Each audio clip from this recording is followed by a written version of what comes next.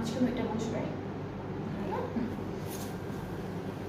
ওকে, so প্রথম কুর্তিটা হচ্ছে সুন্দর একটা ব্রাউনিশ অ্যান্ড হচ্ছে একটু কি বলে ব্ল্যাক কালার কন্ট্রাস্টে আছে, এটা ফুল ফ্রন্ট পার্টটা।